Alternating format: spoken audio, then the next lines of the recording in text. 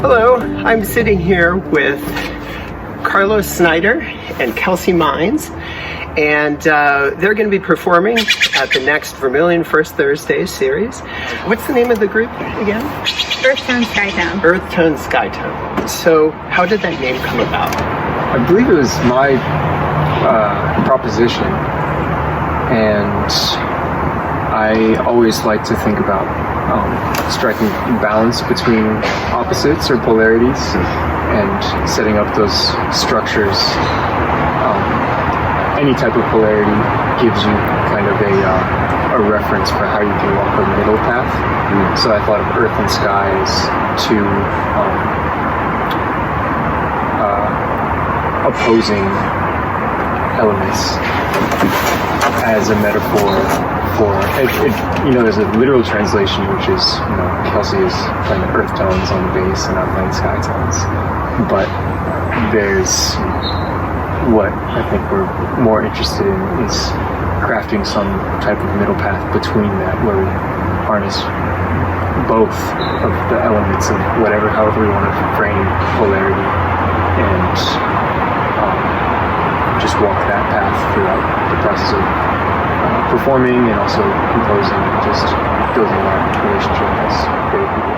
Sounds like a situation like yin yang, where the one is surrounded by the other on either side, or one is contained, and kind of like that. Same thing. Yeah. So then, how is that reflected in the music that you've made? Well, we both contribute equally, I would say, compositionally, but we reinforce each other's ideas as well. So oftentimes, in a rehearsal, I'll bring a piece of music, and then Carlos will have some ideas about how to arrange it or to add to it, and vice versa.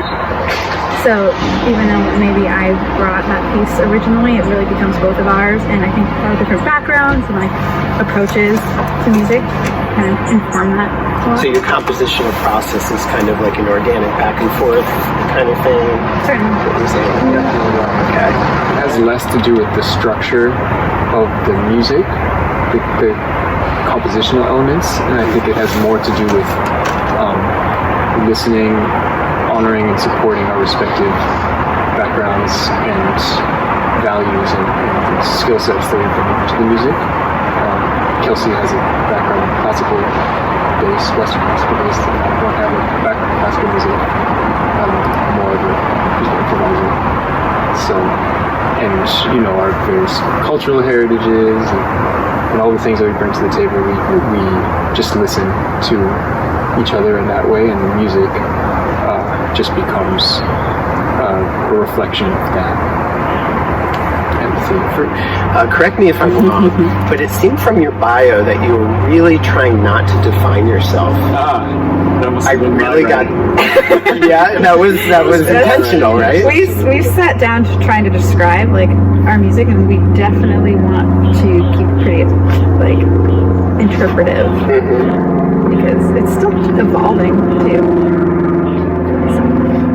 Yeah, I typically have I tend towards evasiveness. But that's his yin to my yang, because I think I'm probably more direct. You're probably more direct, yes, but for me, it's a deeper belief in the music.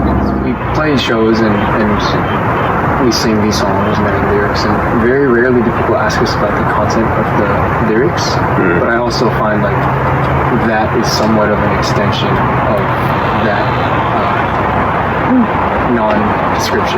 description that you saw. How so? The song topics are pretty symbolic. They can be drawn from specific experiences, but they also kind of address this non-dualism experience that we we try to achieve in the music that influences us and so on. So I'm thinking of a piece that Kelsey has, which is I always just get such a very strong physical reorientation from it. You know those apps that allow you to look at the stars and like you just put it up and it'll tell you what is happening? Did you know that you can go like this and it'll tell you all the stars? Okay, I didn't know that, and Carlos had this app and it was just completely blew my mind. I forgot that like there's space. The sun is down there, right? Like you're pointing to it. More or less, and that anyway blew my mind. And also it's like makes you feel really small, but in a comforting way, you know, because sometimes everything in your just like normal day-to-day life is really overwhelming and seems so huge, and then you just kind of remember, you know, what else is out there, the fact that there's this guy down there. We are a speck on a speck. Speck on a speck, as Neil deGrasse Tyson puts it so eloquently. I love it. So anyway, that's what that song's about, which in a way is, I mean, it also is like addressing like the fear of death and how that is, you know, why be afraid of it, sort of. Yeah.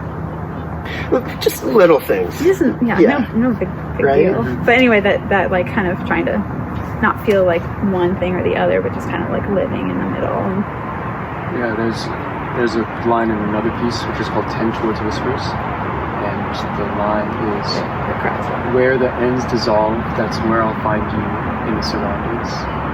And when I think of that line in particular, I also think of that smallness. There's kind of this, the idea of surroundings being kind of this totalizing experience that renders your specific experience so small. But yeah, there's you find another person, I'm referencing a person. Like, that's where I'll find you. And so it's where the ends dissolve. Where the ends dissolve. Could you say that line one more time? Where the ends dissolve, that's where I'll find you in the surroundings. So there's kind of this dissolving between borders. There's like somehow signifying borders, but yet there's still a subject and reference, or two subjects in that collective surrounding. Once again, this is EarthToneSkyTone, Carlos Snaider and Kelsey Mines, and they're performing at the Vermillion First Thursday series, and as always, Scrambler will be there. This one is starting at 9 o'clock, so we'll be there at 9 o'clock sharp to hear these fine musicians, and hope to see you there.